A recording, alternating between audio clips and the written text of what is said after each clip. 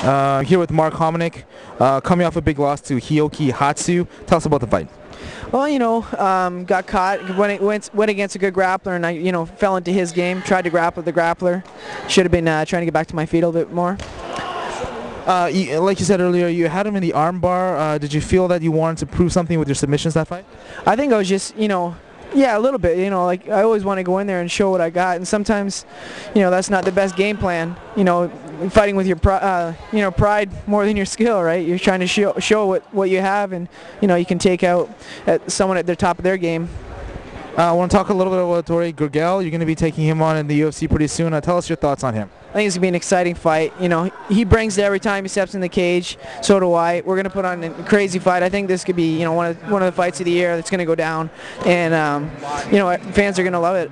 Gurgel is known as a guy who was a Brazilian Jiu-Jitsu guy, but he can stand. He wants to stand. He doesn't really take people down that often. Are you hoping that that's the case when you guys fight?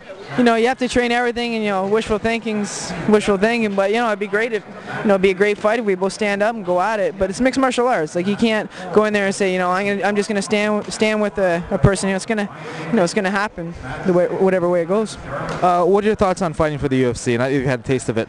It was easily the best experience of my life. This is what you work for all these years. Making to the UFC. It's a big dream, and finally being there was kind of surreal.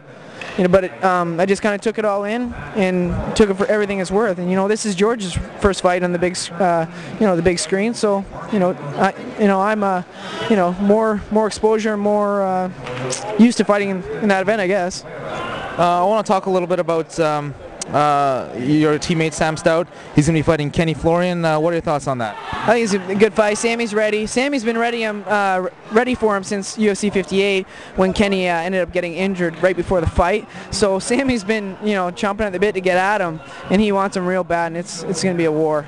Tell us a little bit about what's coming up for you other than fighting. Well, I just finished my business degree matter of about a month ago. So this is the first step. I'm fighting professionally right now, and this is what I'm really working towards, and this is what I'm doing. So it's time to show what I got.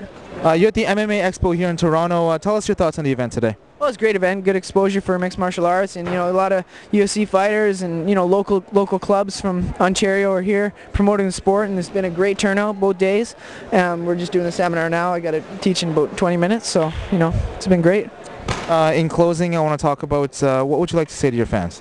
I'm just sorry for letting you guys down for my last fight, but I'll get that title back. Don't you worry, and tune in June 28th for Spike TV against George Gurgel. It's going to be an exciting fight.